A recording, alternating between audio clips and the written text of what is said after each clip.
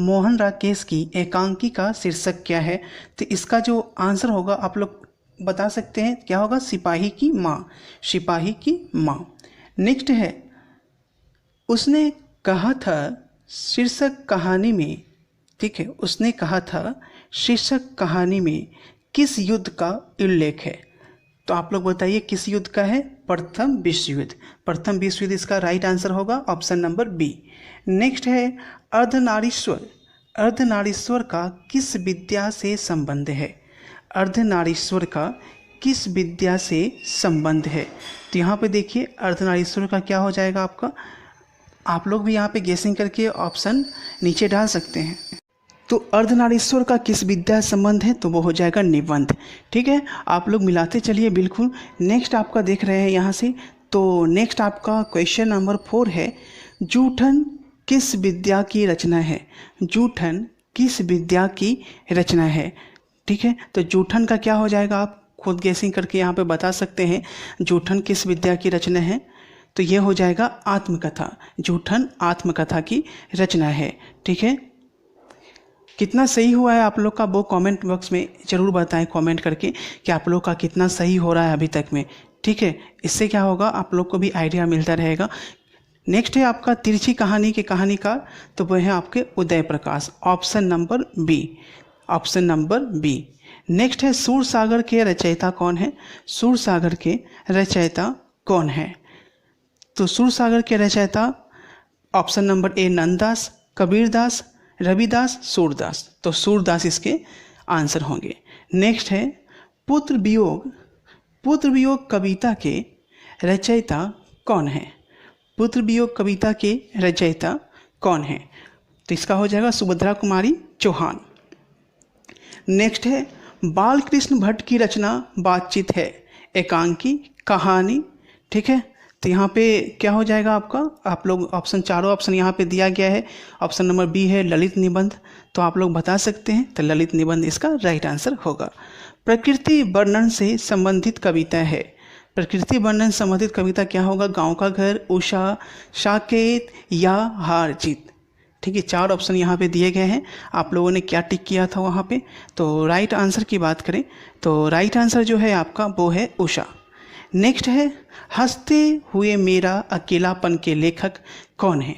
हंसते हुए मेरा के अकेलापन के लेखक कौन है? Option number A, option number B. तो यहाँ पे भी आपका सही राइट आंसर हो जाएगा, ऑप्शन नंबर बी मलियज, मलियज आपका राइट आंसर होगा। हंसते हुए। अगर आपका सपना है नीट क्रैक करना तो कहीं और क्यों जाना, अनअकैडमी है ना। न्यू बैचेज आपको प्रत्येक वीक मिल जाती है, तो आज ही जुड़े अनअकैडमी से, लिंक डिस्क्रिप्शन में दिया गया है। ये आपको हजारों में आपको आगे निकलने का बड़ा मौका देती है अनअकैडमी, और अपने सपने को पूरा करने का बिल्कुल आपके साथ खड़ी होती है। यहाँ पे आपको 2 तरह के प्लान मिलते हैं, प्लस और आइकॉनिक। अगर आप सच में क्रैक करना चाहते हैं तो आज ही जुड़े आइकॉनिक प्लान से मैं यही सजेस्ट करूंगा। बात करें फीचर्स की, तो अनअकैडमी की फीचर्स जो है वो अनअकैडमी को अनअकैडमी बनाती है, औरों से बिल्कुल अलग करती है। यहाँ पे देखिए फीचर्स की बात करें तो कोई भी ऑनलाइन प्लेटफॉर्म में आपको फैकल्टी से आपको फेस करने का मौका नहीं मिल पाता है। रेगुलर डाउट सेशन जो है यहाँ पे फैकल्टी ही प्रोवाइड कराते हैं, जो कि अनअकैडमी की सबसे बड़ी खासियत है। यहाँ पे बात करें इंडिया के टॉप एजुकेटर्स, कोटा के टीचर्स आपको घर बैठे आपके मोबाइल पे मिल जाएंगे। यहाँ पे अगर आप अनअकैडमी से जुड़ते हैं तो यहाँ पे देखिए प्लस सब्सक्रिप्शन एक्सेस मिलता है, इंडिया के बेस्ट एजुकेटर मिलते हैं। ठीक है, अगर आपका सपना है कोटा में पढ़ने का तो आपके ऑनलाइन स्क्रीन पे आपके मोबाइल पे कोटा के फैकल्टी आपको प्रोवाइड करा दी जाएगी। इंटरेक्टिव लाइव क्लासेज होगी, लाइव टेस्ट क्यूजेज होगी, structure courses and PDF free of cost आपको दी जाएगी क्लास के साथ ही, और आपको किसी भी तरह की यहाँ पे कोई प्रॉब्लम नहीं होगी। न्यू बैचेज जो है एवरी वीक होती है, तो जल्दी से आपको गेट सब्सक्रिप्शन लेना है। लिंक डिस्क्रिप्शन में दिया गया है, रेफरल कोड अभिषेक ट्यूटोरियल यूज करें और 10% का डिस्काउंट आपको फ्री में मिल जाएगा। तो सोचे नहीं, आज ही जुड़े अनअकैडमी से। लिंक डिस्क्रिप्शन में दिया गया है, रेफरल कोड अभिषेक ट्यूटोरियल जैसा कि आपको स्क्रीन पे दिख रहा है, डालें और 10% का डिस्काउंट जल्दी से पाएं। Let's crack it. मलियज, मलियज आपका राइट आंसर होगा। हंसते हुए मेरा अकेलेपन के लेखक है, और ये डायरी है, आपको लिख पता है। ठीक है, मैं पढ़ा चुका हूँ। तो नेक्स्ट देख सकते हैं, प्रगीत और समाज साहित्य किस विद्या की रचना है? तो पहला है आपका आलोचनात्मक, बी है ललित निबंध, ऑप्शन नंबर डी इसका राइट आंसर होगा निबंध। नेक्स्ट है उसने कहा था का रचना वर्ष है। उसने कहा था का रचना वर्ष क्या है? तो उसने कहा था का रचना वर्ष 1915, 1951, 1961 या 1945। आंसर होगा 1915। नेक्स्ट है प्रगीत और समाज के लेखक है। प्रगीत और समाज के लेखक कौन है? नंबर सी या जे कृष्णमूर्ति। तो नंबर सी राइट आंसर होगा। दिगंबर का संधि विच्छेद क्या होता है? ये तो आप लोग खुद से भी कर सकते हो, ठीक है, ये तो बताने की जरूरत है नहीं। आप खुद कमेंट करके बताएं कि क्या इसका राइट आंसर आप लोग डाले हैं। दिगंबर का संधि विच्छेद क्या है?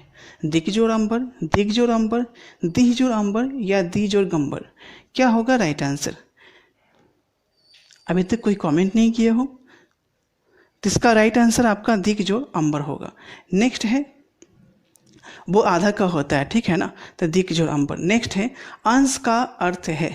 अंश का अर्थ क्या होता है? कंधा, हिस्सा, पूरा या आधा?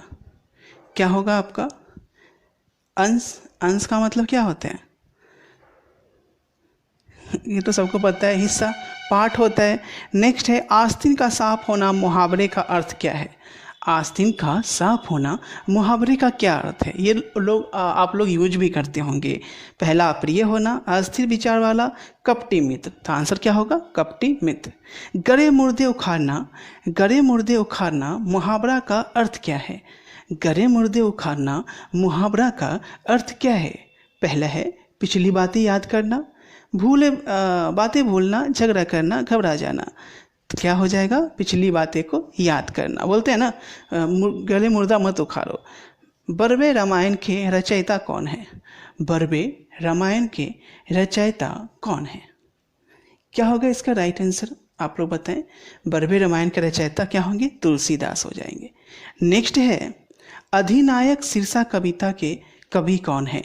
अधिनायक शीर्षा कविता के कवि कौन है? तो इसका राइट आंसर क्या होगा? अधिनायक शीर्षा कविता के कवि कौन है?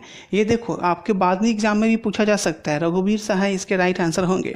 बहुत VVI क्वेश्चन है ये। नेक्स्ट है भूषण किस काल के कवि हैं? ये भी बहुत ज़्यादा इंपॉर्टेंट है, ये बार बार पूछा जाता है। क्वेश्चन बैंक में भी देखने को मिलेगा आपको ये, भूषण किस काल के कवि हैं। अगर आप क्वेश्चन बैंक से तैयारी कर रहे हैं तो ये क्वेश्चन उसमें भी मिला होगा। तो भूषण किस काल के कवि है? रीति काल के। भूषण रीति काल के कवि हैं। नेक्स्ट है ज्ञानेंद्र पति की कविता है। ज्ञानेंद्र पति की कविता है। तो क्या होगा इसका राइट आंसर? हार जीत, पुत्र वियोग, गांव का घर या उषा? ये भी बहुत बार पूछा जा चुका है। तो इसका राइट आंसर आप लोग बताएं क्या होगा? गांव का घर। नेक्स्ट है, नेक्स्ट क्वेश्चन पे चलते हैं हम लोग। आप लोग टिक मार चुके होंगे। गांव का घर इसका राइट आंसर है। नेक्स्ट है जयशंकर प्रसाद किस बात के कवि हैं? जयशंकर प्रसाद किस बात के कवि है? रहस्यवाद, समन्वयवाद, छायावाद या प्रकृतिवाद? जयशंकर प्रसाद किस बात के कवि हैं? रहस्यवाद, समन्वयवाद, छायावाद या प्रकृतिवाद? तो इसका राइट आंसर छायावाद। नेक्स्ट है पुत्र वियोग किस प्रकार की कविता है? पुत्र वियोग है शोक गीत है। पुत्र का वियोग का मतलब क्या? पुत्र का खोना। उषा कविता के कवि है। उषा कविता के कवि कौन है? तो उषा कविता के कवि कौन है बताइए आप लोग। तो इसके राइट आंसर हो जाएंगे शमशेर बहादुर सिंह। उषा कविता किनका लिखा हुआ है? शमशेर बहादुर सिंह। अकाल शब्द का विलोम है। अकाल शब्द का उल्टा शब्द क्या है? विपरीतार्थक शब्द क्या है? तो अकाल शब्द का विपरीतार्थक शब्द क्या होगा? 4 ऑप्शन यहाँ पे दिए गए हैं। आप लोगों ने क्या टिक किया है आप लोग भी कमेंट करके बता सकते हैं। इसका आंसर होगा सुकाल। नेक्स्ट है पूजा शब्द का विशेषण क्या है? पूजा शब्द का विशेषण बनाना है, यानी कि पूजा दिया गया है उसका आपको विशेषण। विशेषण का मतलब क्या होता है? विशेषता बतलाना। विशेषण का मतलब क्या होता है? जो संज्ञा या सर्वनाम की विशेषता बतलाती है उसे हम लोग विशेषण बोलते हैं। तो पूजा से पूज्य होगा, पूज्य पिताजी लिखते हैं। नेक्स्ट है आपका तलवार शब्द का पर्यायवाची क्या है? तलवार शब्द का पर्यायवाची, ठीक है। पर्यायवाची शब्द आप लोग याद किए होंगे, एक के अनेक पर्यायवाची शब्द होते हैं। तो इसका क्या हो जाएगा? तलवार शब्द का, ठीक है, ऑप्शन नंबर बी इसका राइट आंसर हो जाएगा। नेक्स्ट है ब्राह्मण शब्द का पर्यायवाची क्या है? ब्राह्मण शब्द का पर्यायवाची क्या है? इसका हो जाएगा अग्र जन्मा, अग्र जन्मा, पहले जन्म लेने वाला। नेक्स्ट है कीर्ति शब्द का विलोम, कीर्ति शब्द का विलोम क्या है? यश, प्रसिद्धि, अपकीर्ति, सुकीर्ति। क्या है कीर्ति शब्द का विलोम?